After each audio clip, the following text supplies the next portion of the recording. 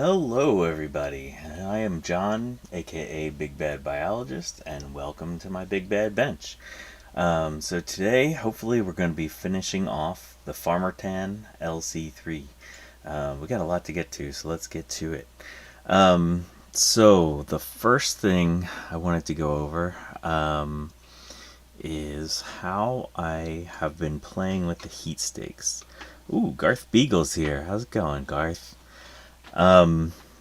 So, as you might remember, this computer had some really bad yellowing. Shoot, I might have gotten rid of the picture. Is this the right picture? Yeah, there we go. So this is what the Farmertan LC3 used to look like. And now, it is this beautiful, pretty darn even shade of beige. But I always do soaking retrobrighting, and so having this metal in here is not great when you want to do some soaking retrobrighting.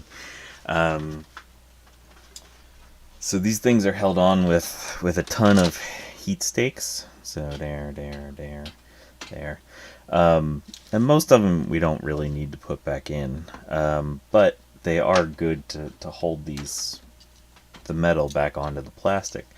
So what I used was this little hole punch majig and an old bay cover that I knew I was not going to use again, and basically just punched out a whole bunch of little holes like this. And here's an example of one.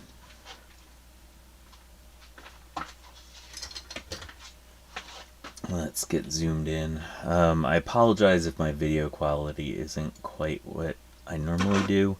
I'm having issues with DroidCam and OBS playing nice together with this new revision. So you can see here we have our little plastic. I don't even know what to call this. It's basically a fake heat stake. So I'm going to put one right here. And so what I have, this is a little nasty looking syringe, but it has acetone in it. And so basically put a little bit of acetone. Well, I might have glued my acetone closed with,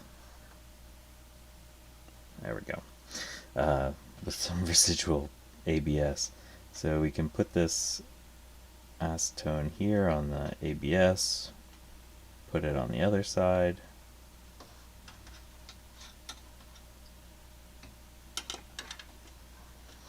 and you can give it a minute to soften up.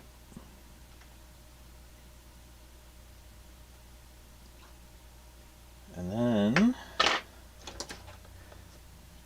uh-oh, I lost it. Oh, jeez, I lost it. This is a little fiddly, that's why I decided not to show all of these on camera, because it does take a while, and some of them were much harder to get than others. Alright, so give that a minute to sort of plastic weld itself together.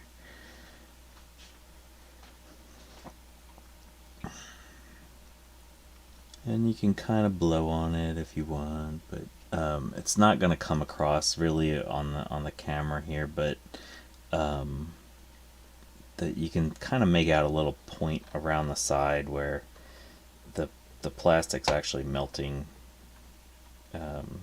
like around the metal. So once that sets up a little bit, and you can kind of push on it, and you can tell that it's making contact with the main chassis plastic. I come in and I use my hot air station.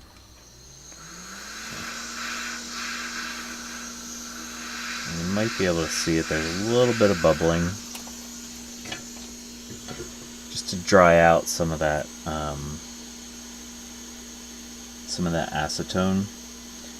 Right now I have the hot air station set at 170 degrees. Theoretically, ABS's melting temperature is about 200 degrees Celsius. Okay, so you can see that one just stuck there. So now what I'm going to do is, now that it's all kind of stuck, and I'm sorry this isn't the prettiest thing, you can see it's kind of ugly and all like bubbly and uneven at this point.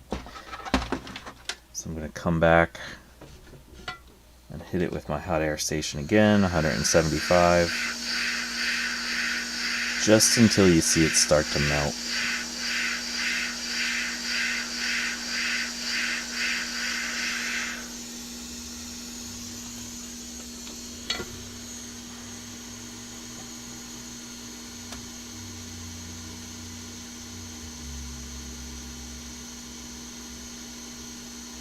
And I'm just using the butt end of a X-Acto knife, just squishing that down, and you can see now it's kind of flattened up against the chassis. So it's kind of like a real heat stake at this point. And you can kind of scrape off that residual ABS that's been all around there. And so we have some heat stakes all restored along the back. This was the hardest part of this thing because it's a double layer of this EMI shielding. But it all came back together, and I think it looks pretty good overall. Alright, so let's see if this thing actually works. So last time we recapped the power supply, and had recapped the logic board, but let me know if the audio is kind of off today. So I'd recapped the logic board, and I was having some boot issues still with the system. It generally functioned fine, but it every once in a while it just wouldn't power up. So I went back and I did some exploration on the back of the board, and this on the front of the board, this was the worst area. I had to do some repair of the traces, and then wound up having to use a bunch of solder mask to cover things up. But I went around the back of the board and I found some more issues. So cleaned all that up, and while I was doing stuff, I decided to put a CR2032 battery on here. This one, the LCIII, I checked the voltages and it seemed like there was no power going to the battery, so there's no reason to add a diode to that thing as far as I can tell. But let's make sure this thing actually works. I haven't tried it. So get this, we get this, get this, and what else we got? These, a couple of these. Justin D. Morgan, how's it going? Good to see ya.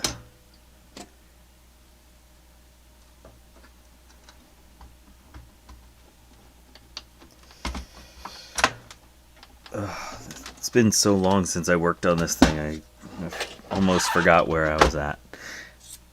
I had to take like a week off of doing stuff. I had a concussion, and it just took a long time to recover from that. So I lost a week there, and work's been busy. So I'm really behind on finishing this thing up. I gotta get rid of this thing. Okay, I've got a blue SCSI in. I also added another RAM, a video RAM module, and then this came with it originally.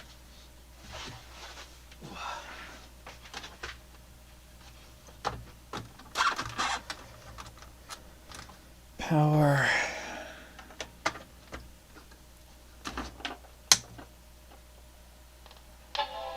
Yay, we've chimed first time. Alright, now let's see if my VGA capture is going to work here. Come on. Yeah, we got a VGA capture. It's almost like I know what I'm doing. I really don't. But, we're doing stuff. We're doing stuff here.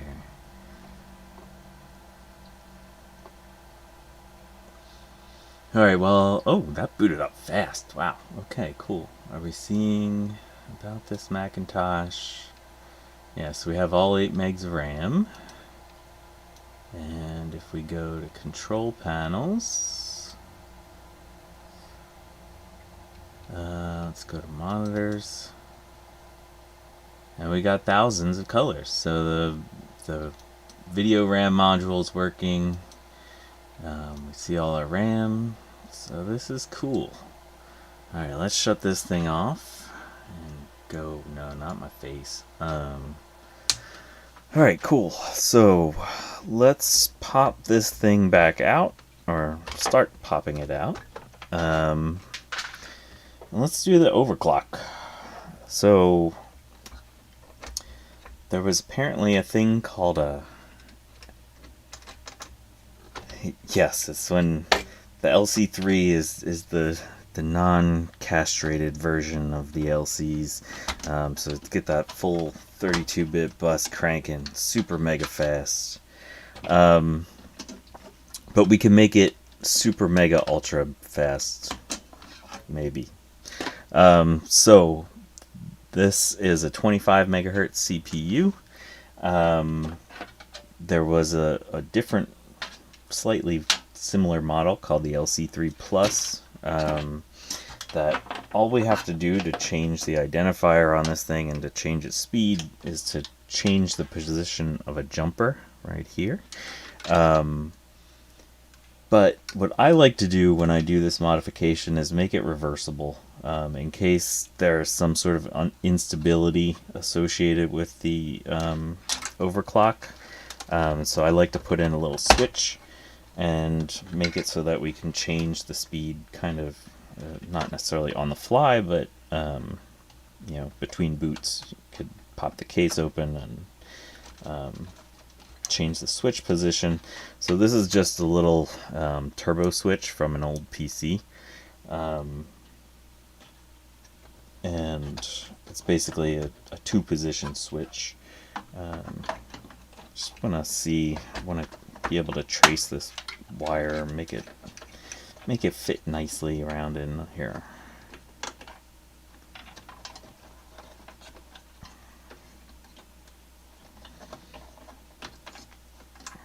So what I'm thinking of doing, so when I did this on mine, I drilled a hole in the front and then just glued the switch down, but I'd like this to be a little bit less reversible, or more reversible.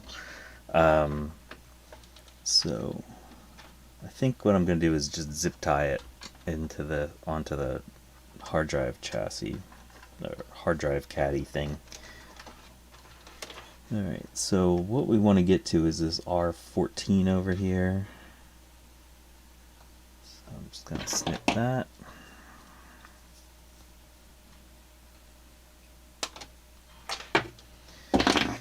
And we only need 2 wires on this side.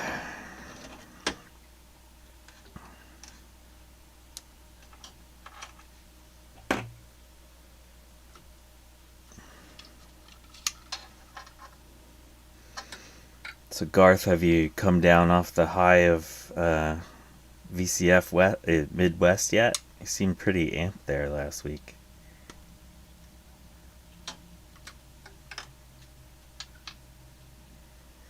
All that excitement that you all had about it, now it makes me really want to go next year.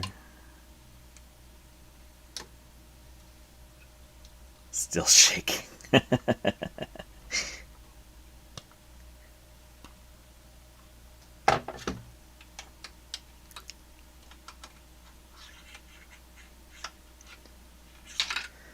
I meant to ask you all to find me a Mac Plus mouse. I still need Mac Plus mice and keyboards. Okay, so let's just put a little solder on here.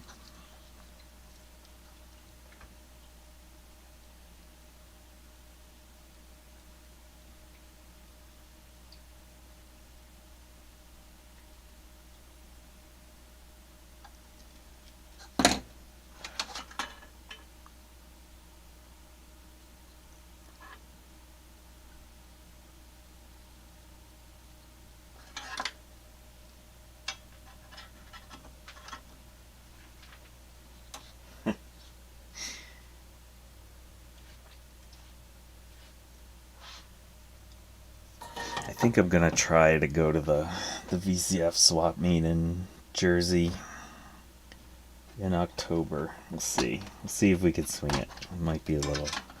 Things might be a little hectic then. Alright, so let's pop this out now. And one of the things I love about LCs is just how quickly you can get these things apart. Just pull these little tabs gently, and the motherboard comes out. Okay, let's set this aside.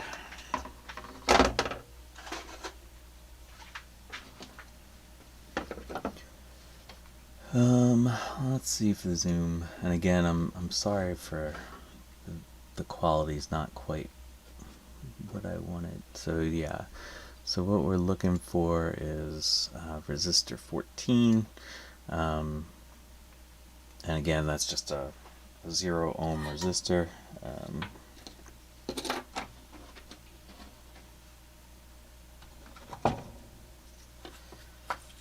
A bunch of acetone on my bench and I'm worried about it near all this heat. Alright, so we're just gonna put a little bit of dab of fresh solder on there.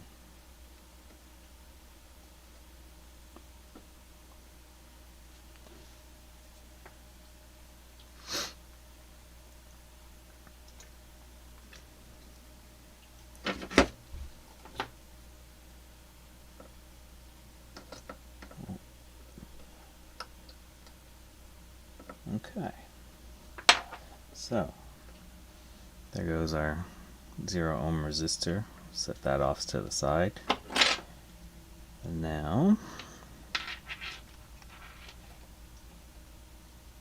come in and try to route this somewhat gently.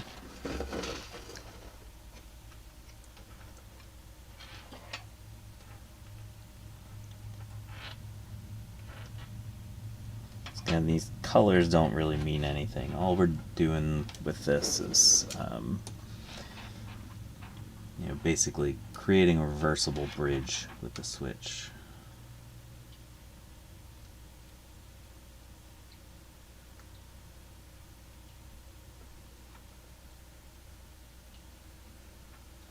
Ooh, recapping CD-ROMs today.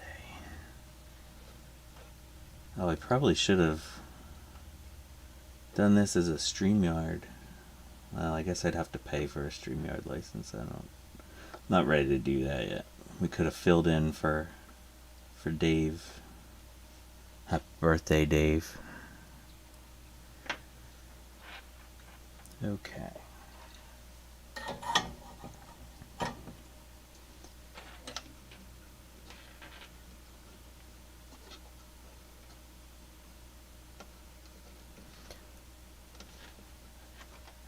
What are we doing here?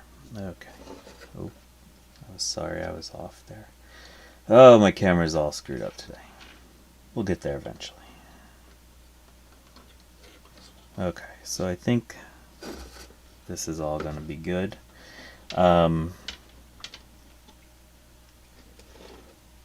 So the other thing I need to do here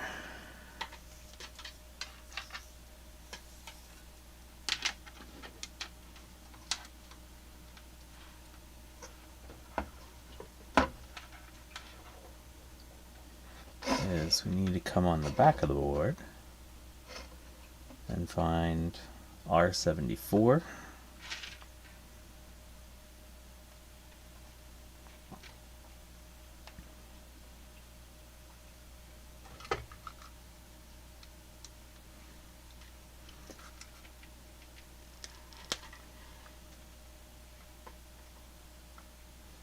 When I'm stripping these, I'm just leaving a very tiny bit of wire sticking out there.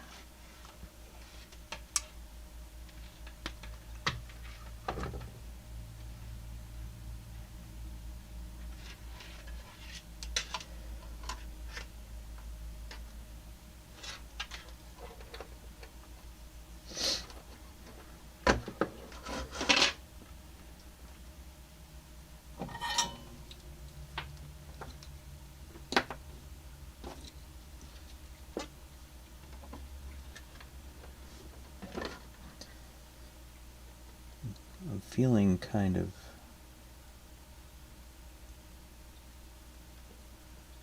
of messy today. Things aren't going smoothly.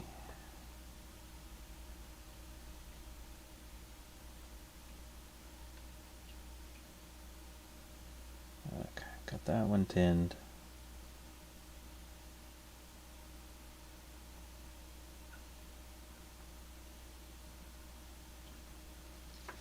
Got that one tinned, but it's ugly.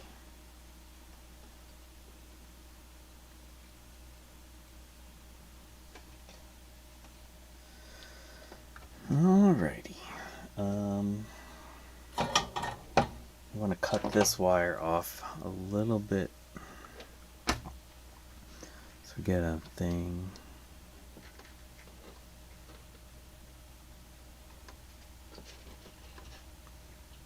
Cut that off about there.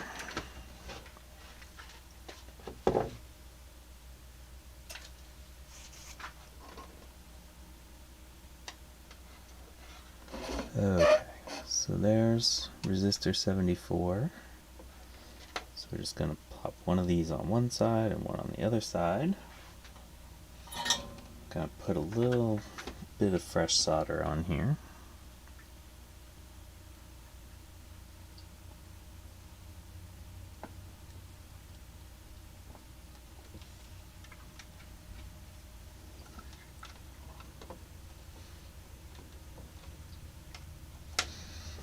And even these leads are a little longer than I wanted, so I'm going to make them a little shorter.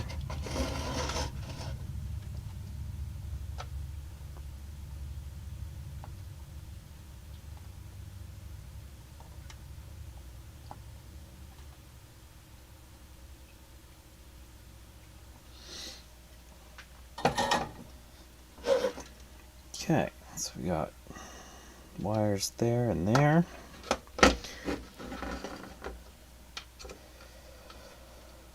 Oh, mowing the lawn. I feel your pain, Justin. That's what my whole day was yesterday.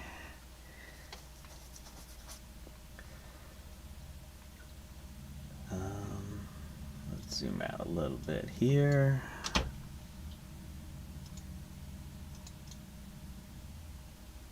Oh, too far. Okay, so one thing to point out about these switches is that they don't always all work the same. So what we need to know is, so right now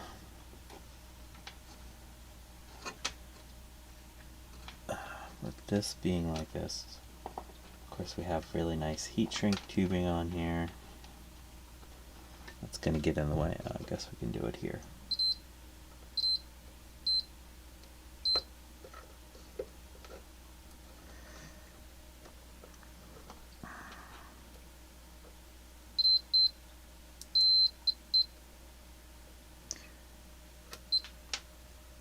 Come on, things. Okay. So right now the button is in and it's connecting those. Yeah, and that's that. Alright, so now that this is out, we need to know which is connecting, which ones are connecting here. So it shouldn't be those two. Good. Oh,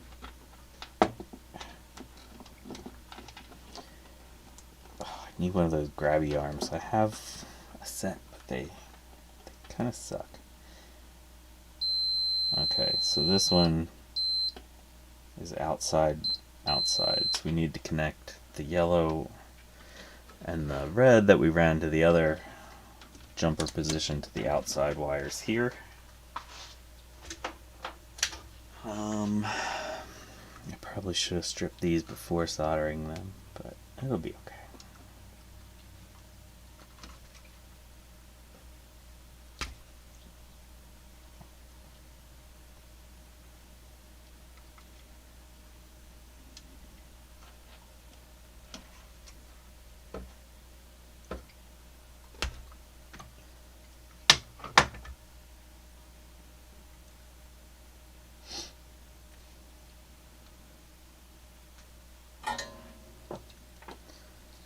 Okay.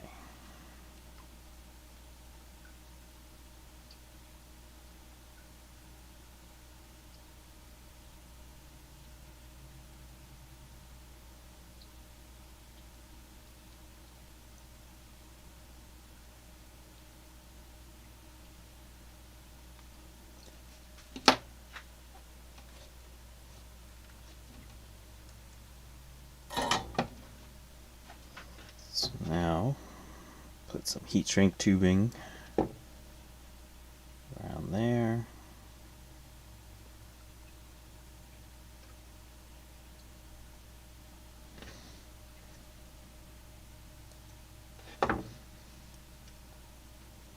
Put some heat shrink tubing on this one.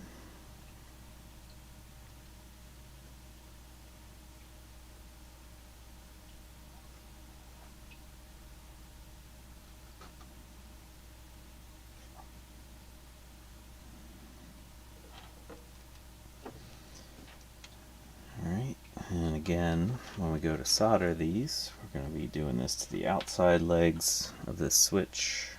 Put a little weight on this.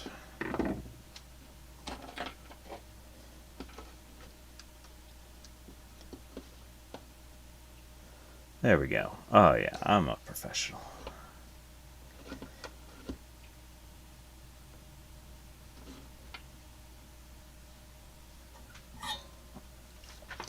I'm sure that's 100% clear for everyone to see, right?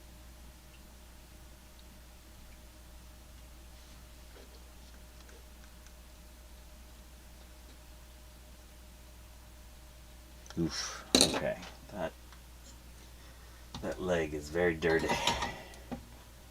No solder for that leg.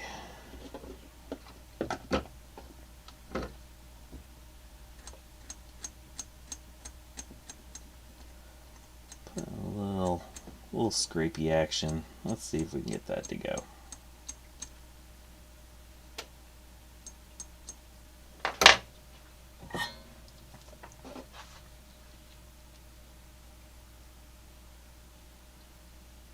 There we go. Now we have solder on the leg.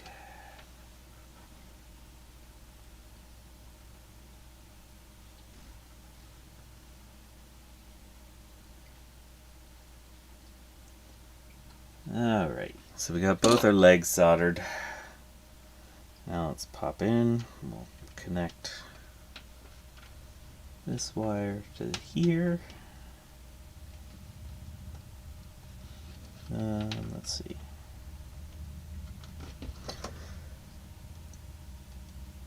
Just trying to figure out what would be most gentle on the wires. What's the proper orientation here?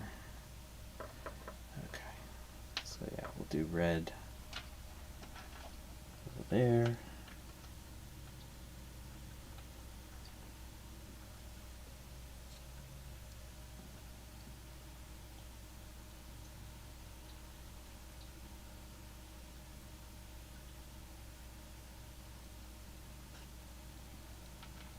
And yellow there.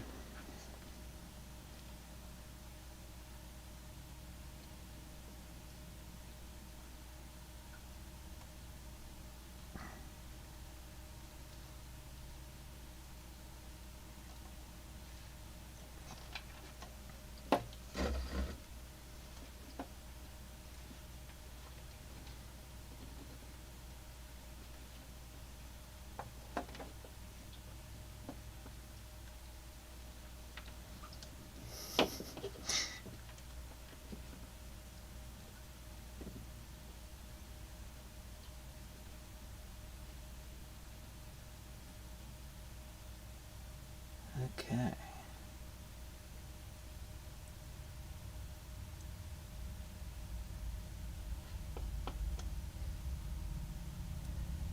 I'm not sure when I'm gonna. I might just release a short or something. Because I'm gonna try to do it late at night, and I don't want to have to get up out of bed and do it. So I'm probably just gonna record a little short of the comment picker thing, comment picker website. So yeah, I don't think I'll do a stream, full-on stream for that. Okay, so hopefully now what we have is a switch that changes whether R14 or R74 are connected. Okay.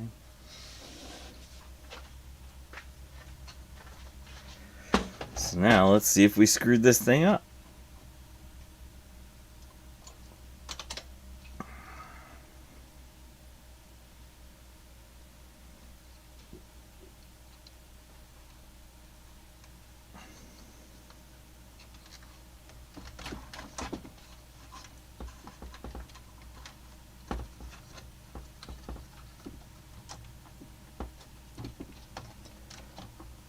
Tabs.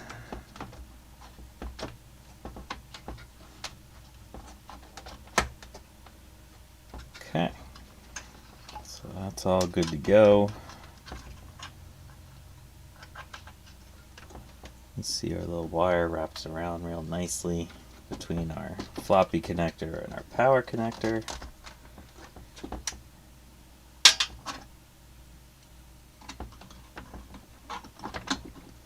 Hopefully it'll stay clear of the fan.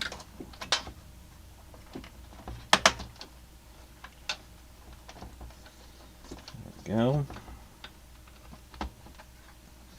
And our speaker.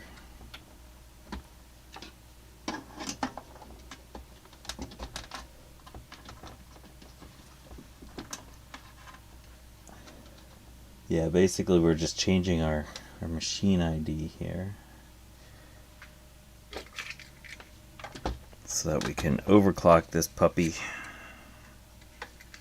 to a whopping 33 megahertz from its default 25. It's gonna be cranking.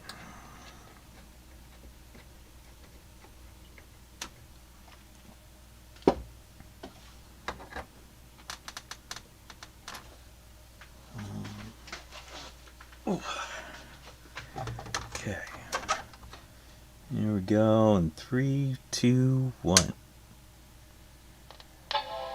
Got a chime.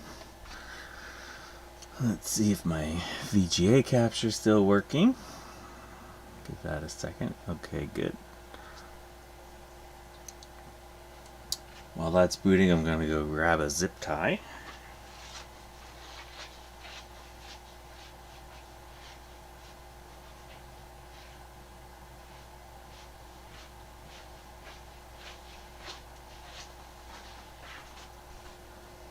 Alright, so if we go about this Macintosh, okay, here we go. We can see it's not detecting it as an LC3 anymore. Hey, it's Jeremy's Vintage Hillbilly Shack. How's it going, Jeremy? So let's boot up Apple Personal Diagnostics. Apple Personal Diagnostics. Let's see if it's correctly now detecting this at the 33 megahertz speed. There we go, 68030 at 33 megahertz. Cool. Alright, so let's quit this for a second. Shut down. Change up my camera. Alright, so what I'm going to do is just tie this down here.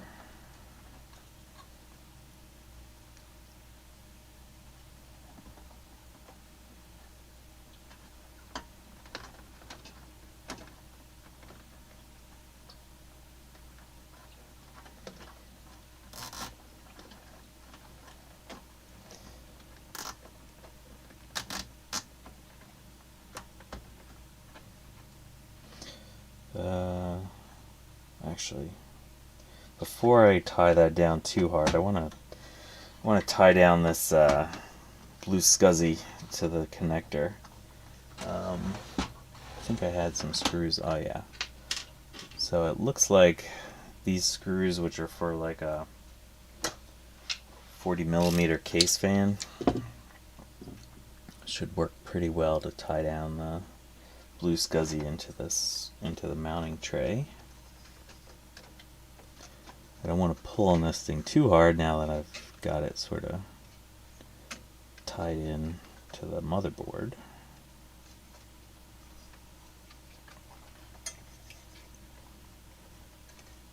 There we go.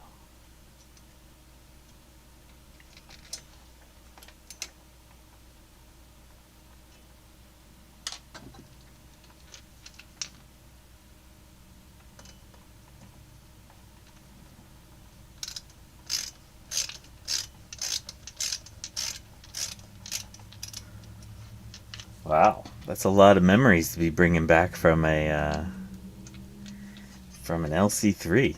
That's pretty cool. Oh, we lost a sticker.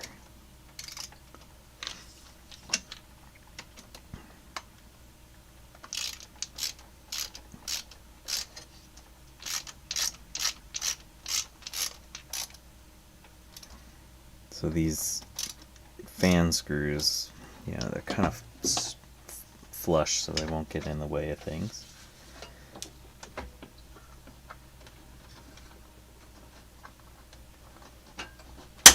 Okay, so now our blue SCSI's held in place real nice.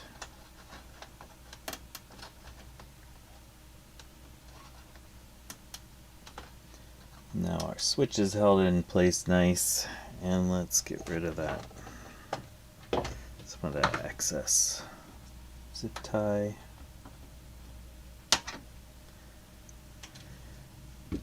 Alright, so now if we boot it up, it should be at 25 megahertz.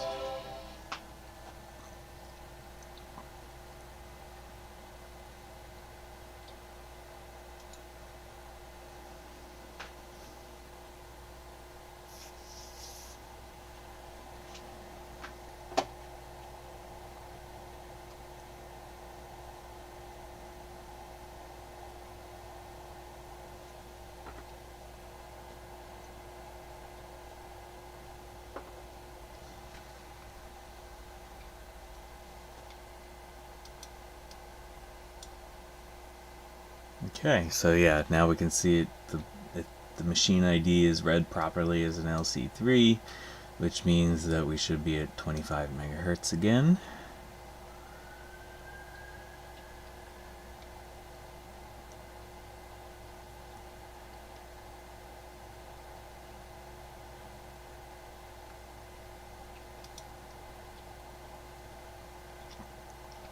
There we go, 68030 at 25. Alright, cool. What else do we need to do on this thing? Alright, let's quit out of here.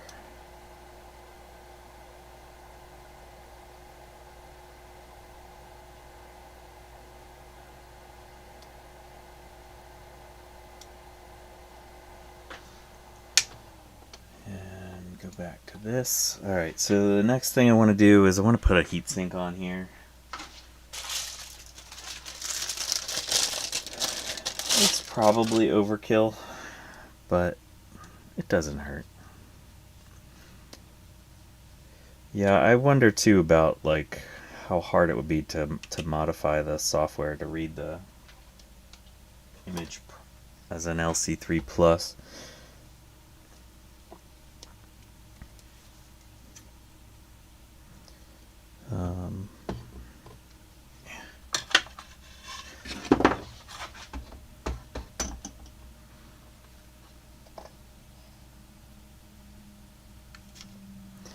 So just put a little mark on there.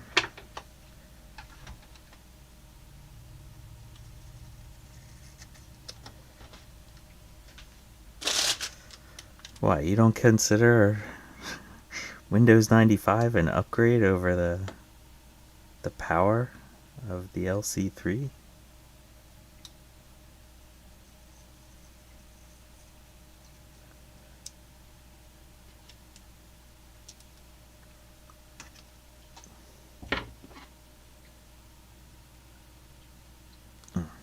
So this is thermal tape. So theoretically transfers heat better than a regular double-sided tape would. I've used this for some stuff, and I use it on my LCIII, and the heatsink definitely gets warm, so it's giving me an indication that it's actually doing something.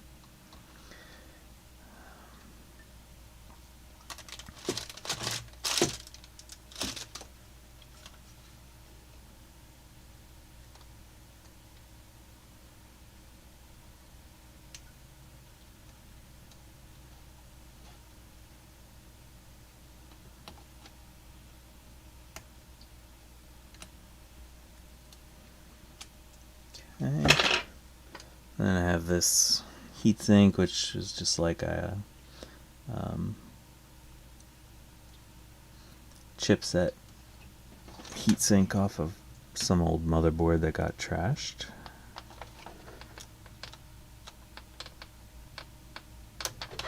Just giving it a little pressure. Alright, so let's put this back into 33 megahertz mode.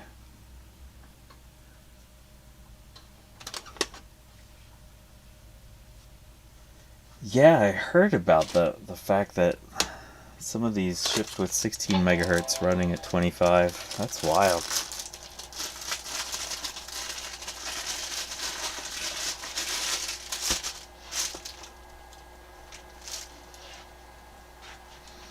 Oh, I also have the original back cover. I didn't retrobrite this. I thought it would be fun to leave it as its nasty color.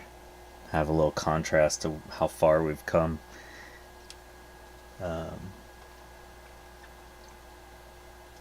sure we're booting. We're already booted. Look at how fast that is at 33 megahertz. Let's go to Apple Personal Diagnostics. So fast.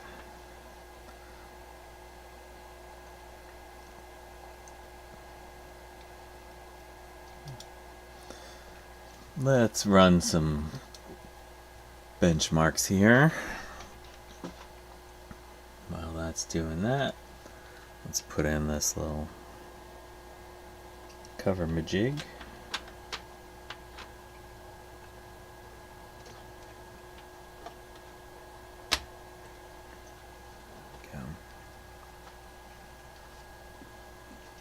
Go. Coffee stain color. Look at that. Look at how nice that looks on the back of the chassis.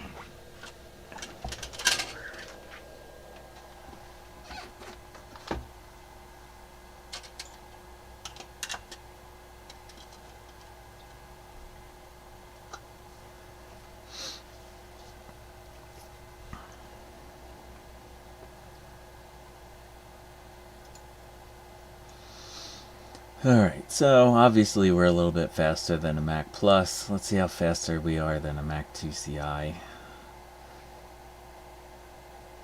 So there we go. We're a little faster than a Mac 2 Ci, which by default is a 25 megahertz, which is great. Cool, so we can see we're all working here. So this is all good. What else did I need to do this thing? Oh, I wanted to do the floppy drive. Alright, cool. So let's shut this thing down.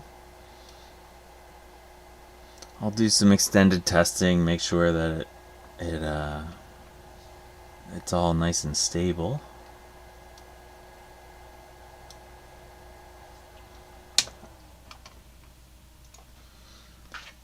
Let's take this off for the time being. Put this aside. And let's grab the floppy drive.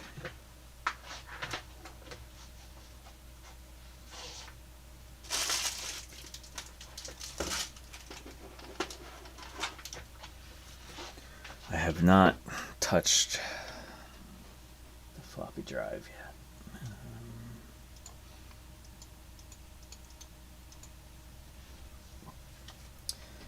yet. Alright, let's see what we're dealing with here.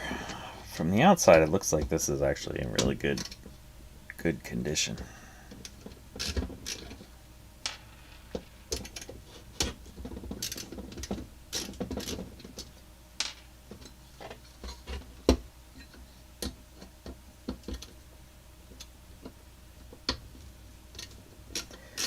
But I always worry with these floppy drives, the eject mechanisms and whatnot. So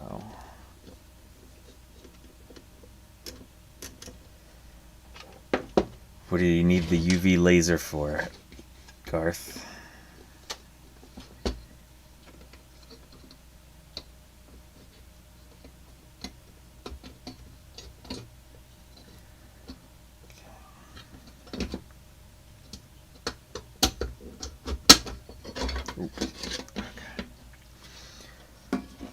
See, this thing actually looks really clean from the outside. Just a few little fuzzies here and there. The people might have had a dog at one point.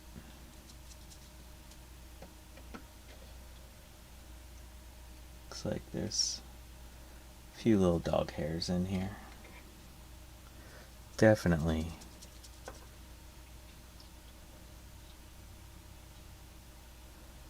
Oh, waiting for the solder mask to cure. So this all looks pretty good. Yeah, I use these little guys for solder mask curing, which I got off of eBay. I think it was like $12 for the pair. They work. They just take a while. Alright, so let's pop off the eject mechanism. I need a smaller screwdriver.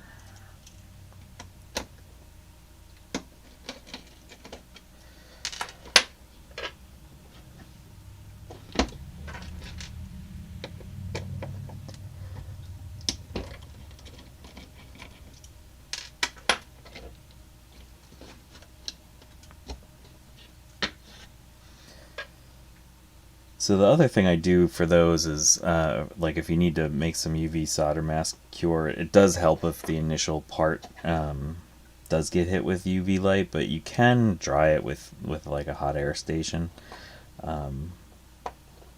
It works. It's not ideal. Oh, there we go. Okay, that one was real tight. So yeah, you always want to be real careful about first pushing out this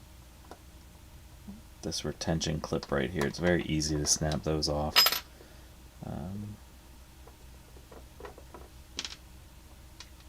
This one looks really good. Wow. Okay. Come on, you thing. I'll be right back.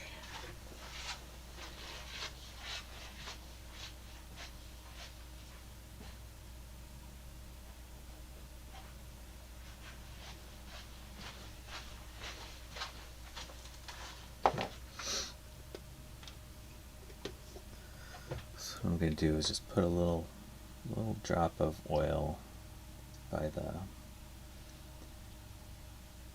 pinion gear here.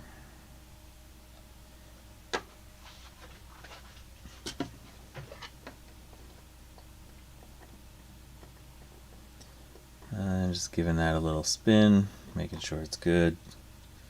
This all spins really nice. Okay, yeah, this is probably the nicest floppy drive I've ever taken apart. I don't even want to screw with the grease because the grease still looks pretty good in a lot of it.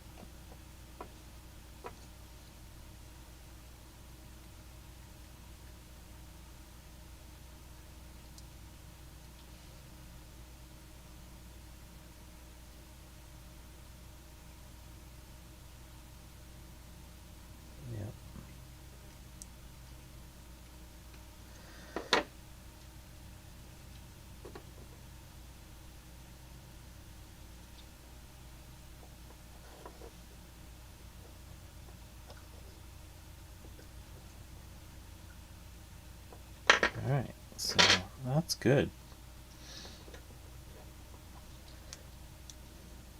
You know, I could probably have guessed that this eject mechanism was going to be fine just by looking at how nice the drive looks overall, but it's better safe than sorry with these things. It doesn't hurt to take them apart. Hey, Steve, Mac84, how's it going, Steve? Welcome to the big bad bench today. Alright, but what I am going to do is just clean the reed heads really, really lightly with some isopropanol.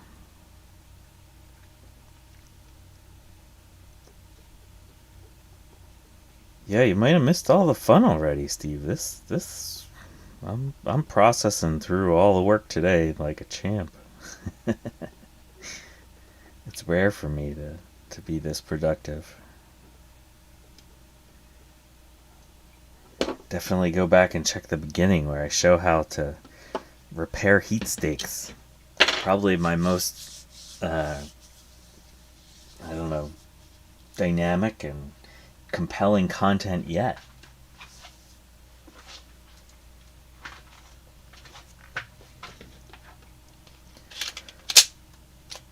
Just feeling to make sure this thing ejects real nice. I think we're good. I don't even want to hit this thing with any more lubricant or anything. It looks like I can still see the lubricant on the rails that the reed heads work on. I might put a little bit on right there, on the worm gear.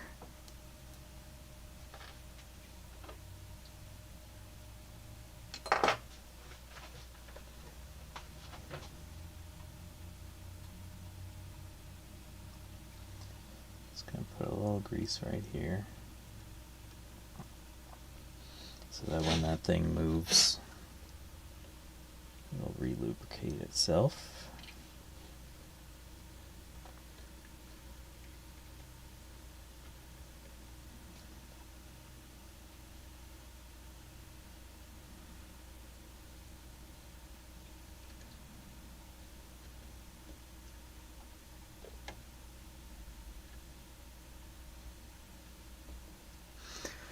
Alright.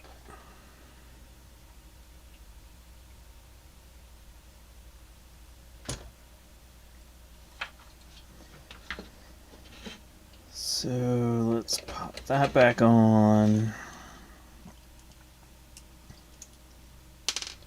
Oh, it is easier to put the wire in first.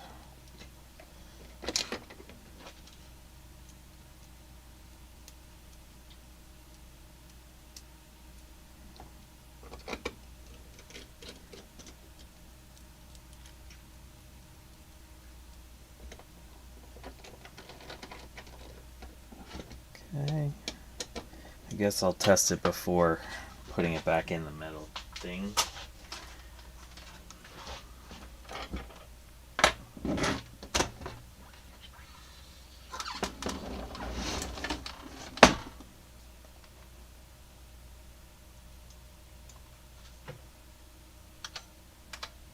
Ooh, wrong direction zoom.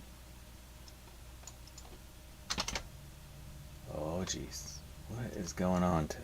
Alright, here we go.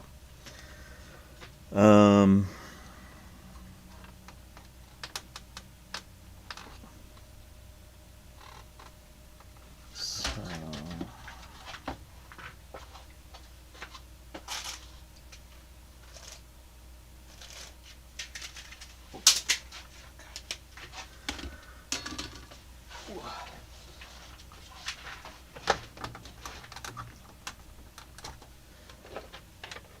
plug all our crap back in.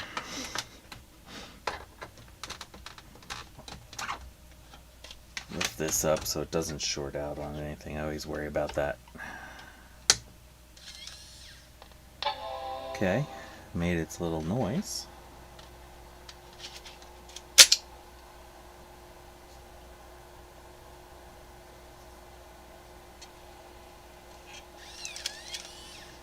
Nice, real nice and smooth.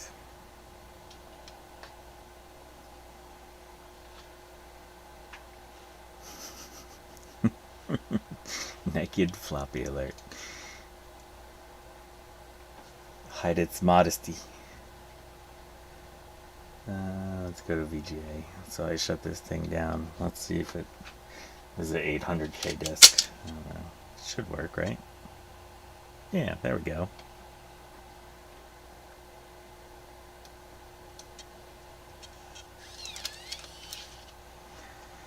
All right. Let's shut this back down.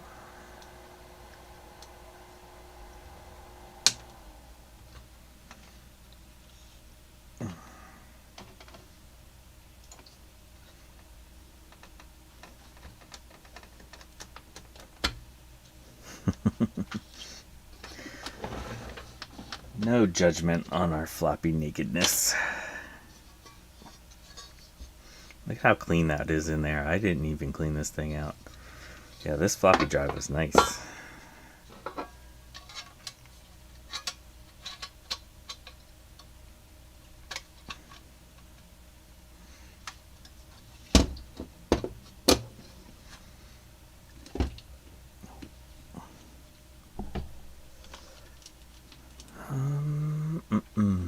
What else do we need to do to this thing?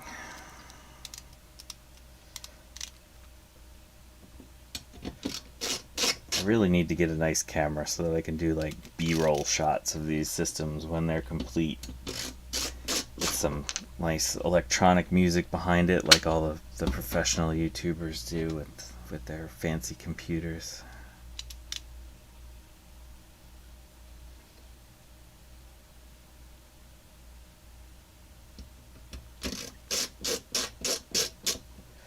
So for this system, when I got it, it didn't have a hard drive in it.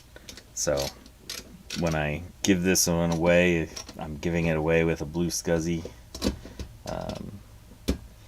And, you know, like I said earlier, I'm also including the extra VRAM DIMM.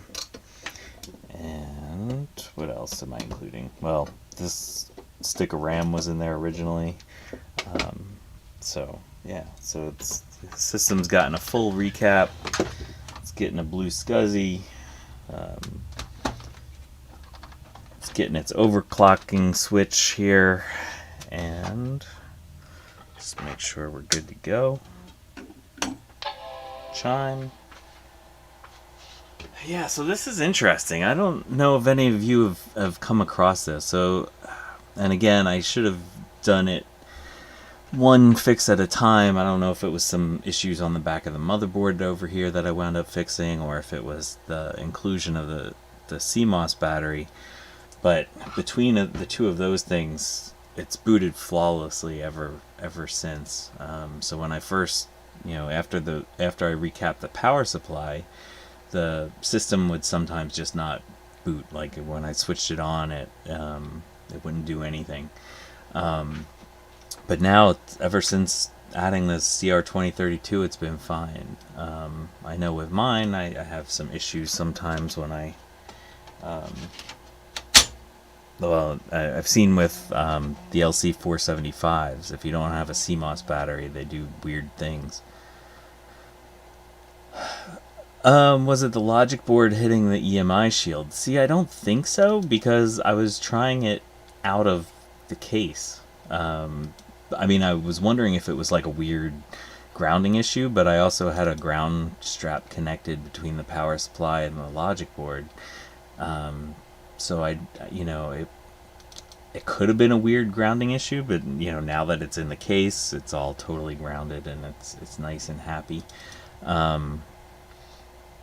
But yeah, I'm wondering if these are just happier having a CMOS battery in them.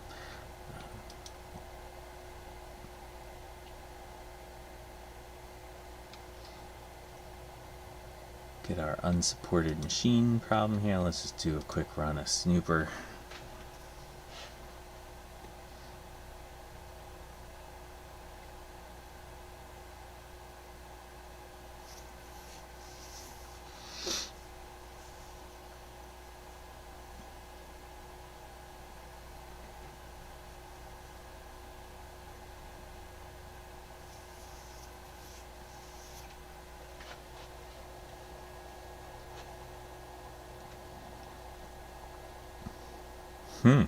A 605 that had weird grounding issues. I believe it. I mean, I don't know. I mean, it seems like grounding issues might be a common thing with with some of these. Yeah, this thing I was doing, during my last stream about this computer. It was just the logic board and the power supply, and I just had them grounded with a wire going between them. So I don't know.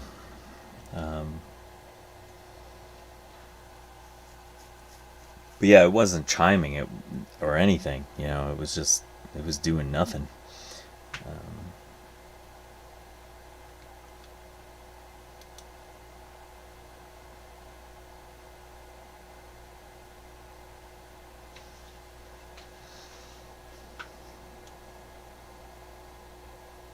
Oh, there is something else we need to do. So just to show the case again, and comparing to what it used to look like, we do have quite the difference in coloration. But I gotta put the sticker back on. That's a good last thing, right?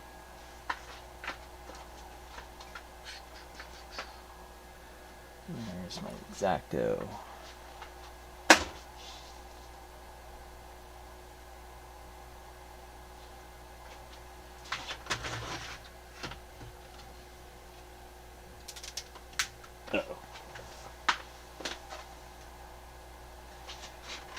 Yeah, getting a nick for this would be a really nice add-on. I was hoping to find a math coprocessor for this before I gave it away, but I haven't been able to find a reasonably priced one. Alright. There we go. Nice, happy LC3.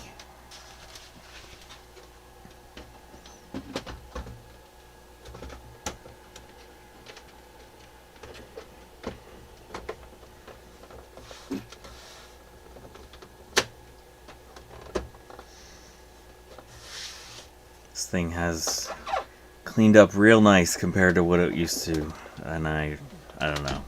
I find it really funny to leave that back cover with the nice coffee stain brown there. Let's see how our snooper run has been going. Alright, we got through all of our tests there.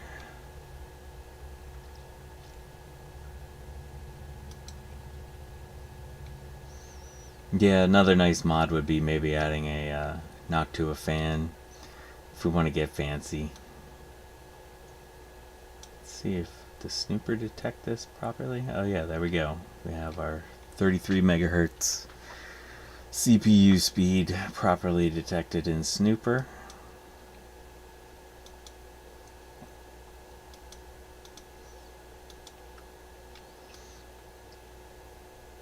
I guess that's gonna do it. So, oh, I ejected that. So yeah, I think this thing's good to go. So tomorrow night I'll run the little comment picker website thing to figure out who won, and make a little quick what do you call them? Yeah, a YouTube short to say who won. I want to thank everyone that's gotten subscribed recently. I have a lot more projects to do. I've picked up so many more projects. I have a couple 486 builds to do for this month for the 486 build off. So it was important for me to finish this system off and get that done. Yeah, you'll definitely find out tomorrow evening. It'll probably be kind of late, just to give everybody a chance to enter. Yeah, so a couple 486 builds that need to happen. I also have a 2SI that I recently picked up that needs to be totally recapped. I'll do that. And I also picked up a 2CI from Noel's Retro Lab. That needs some work done, so that'll be on the channel eventually. So yeah, get subscribed. Thank you everyone that's showed up today. Thank you Steve Mac84. Thank you Garth Beagle. Thank you Jeremy from Jeremy's Vintage Hillbilly Shack. And thank you Justin D. Morgan. So have a good day, you all, and I'll see you in the next one.